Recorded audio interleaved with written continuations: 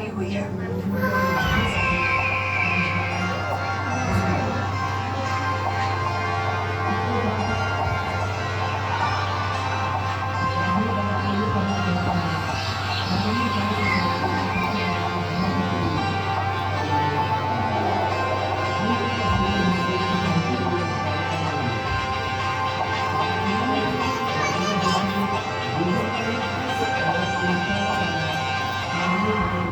البتہ ہماری زمین سے لاکھوں کلومیٹر دور ہونے والے واقعات کے بغیر ہم ان تمام قدرتی خوبصورتیوں سے محروم رہ جاتے ہیں۔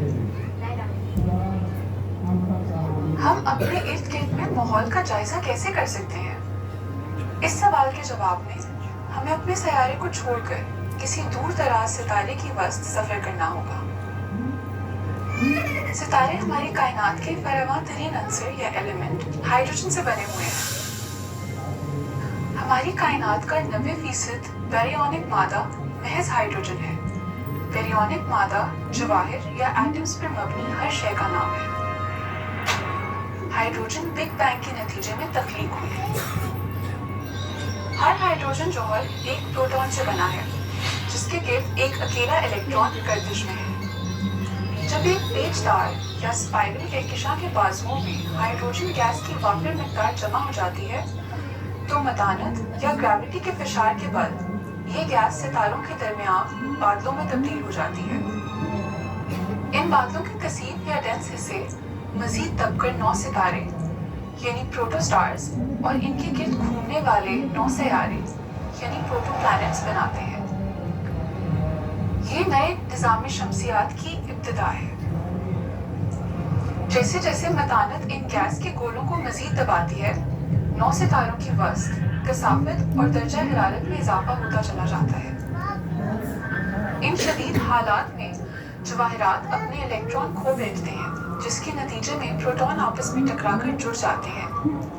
یہ جوہری امتزاج یا نیوکلیئر فیوژن کی ابتدا ہے۔ ایک بنیادی جوہری نمونے میں ایک الیکٹران جوہر کے مرکز کے گرد ایسے گردش کرتا ہے جیسے ایک سیارہ ایک ستارے کے گرد گردش کرتا ہے۔ ان دو مناظر میں فرق یہ ہے کہ ایک سیارہ ایک ستارے کے گرد کئی طرح سے گردش کر سکتا ہے، لیکن ایک الیکٹران خاص مدارات میں تبھی گردش کر سکتا ہے جب وہ ایک مخصوص توانائی کو جذب یا خارج کرتا ہے۔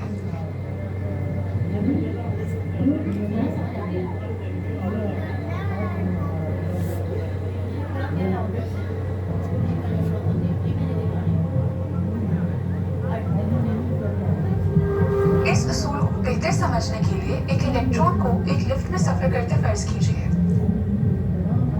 جب ایک ضیائیہ یا فوٹون ہمارے الیکٹران سے ٹکراتا ہے تو الیکٹران ایک اونچی منزل یا مدار تک چلا جاتا ہے۔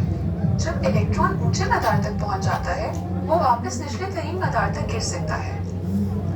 اس سفر کے دوران وہ ایک ضیائیہ خارج کرتا ہے یا فوٹون خارج کرتا ہے۔ ایسا بھی ممکن ہے کہ الیکٹران نچلے ترین مدار تک جاتے ہوئے بیچ کی منزل پر رک جائے اور دوران سفر ان منازل پر توانائی کی ضیائیات خارج کرے۔ ہم ان خارج کردہ ضیائیات کو رنگ برنگی روشنی کے طور پر دیکھ سکتے ہیں۔ زیادہ توانائی والے ضیائیات جامنی اور نیلے دکھتے ہیں اور کم توانائی والے ضیائیات نارنجی اور لال دکھتے ہیں۔ زمین پر اس عمل کا مظاہرہ نیون کی روشنیوں میں نظر آتا ہے۔ نیون کی روشنیاں اور بیشتر دمکتی نلکی دار روشنیاں مخصوص گیسوں سے بھری ہوتی ہیں جو کہ بجلی سے تاؤ میں آ کر یا ایکسائٹ ہو کر درکار کردہ روشنی کا رنگ بناتی ہیں۔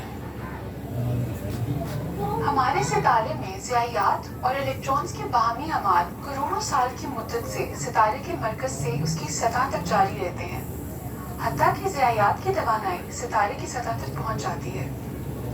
یہاں یہ ضیائیات رفتار روشنی یعنی 3 لاکھ کلومیٹر فی سیکنڈ کے ساتھ ستارے سے روانہ ہو جاتے ہیں۔ یہ ضیائیات خلا کے خالی پن میں سفر کرتے رہیں گے حتیٰ کہ کسی دوسرے ذرے سے ان کا ٹکراؤ ہو جائے گا۔ آئیے کہکشاں کے پار ایک ضیائیے کے دورے میں ہم بھی سفر کریں۔ ستارے سے روانگی پر ہمارا ضیائیہ ایک 1300 سال لمبے سفر کا آغاز کرتا ہے جس کی آخری منزل ہماری زمین ہے۔ हमारे ज़ियाये को जन्म देने वाले सितारे का ताल्लुक ट्रेपीजियम नामी सितारा गोल या स्टार क्लस्टर से है, जो कि ओरायन के ग्रेट नेबुला के सामने है। सितारे से दूरी पर हम नेबुला की 24 नूरी साल वाला अहाता देख सकते हैं, जो कि तकरीबन 2225 खरब किलोमीटर पर मुहित है। आप देखते हैं कि ये नेबुला मुख्तलिफ रंगों की नुमाइश करता है। ये रंग कई तरह से बनते हैं। नेबुला के हाइड्रोजन और ऑक्सीजन के इलेक्ट्रॉन गैस के बादलों में मौजूद सितारों से ताव में आते हैं या एक्साइट हो जाते हैं। बाद इस वक्त ये इलेक्ट्रॉन अपने निचले तरीन मदार पर गिरते हैं, जिसके नतीजे में हमें लाल और नीले रकबे नजर आते हैं। सितारों की रोशनी नेबुला के गिर्द बिखर कर सफेद रकबे अयां करती है और सितारों की ज़ियात गर्द के ज़रात से मुख्तलिफ ज़ावियात पर टकराते हैं और इनके बिखरने के रुख का इन्हिसार इन्हीं ज़ावियात पर होता है। हमारा ज़ियाया अब खला के पार दौड़ रहा है और इसके हमरा सितारों और नेबुला से अरबों खरबों साथी ज़ियायात सफ़र करते हैं। इनके सफ़र की मंजिल एक नौ उम्र माहिर फल्कियात की आंख और जहन के एक नए सफ़र का आगाज़ है।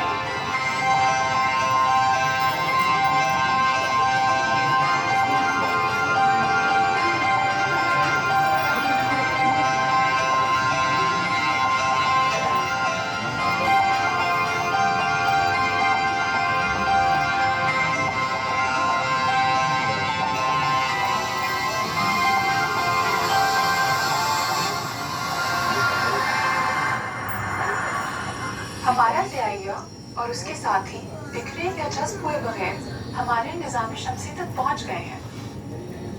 इनका सफ़र अपने इख्तिताम को पहुंचता है, लेकिन अब इनको एक और रुकावट का सामना करना है, हमारी ज़मीन की फ़िज़ा।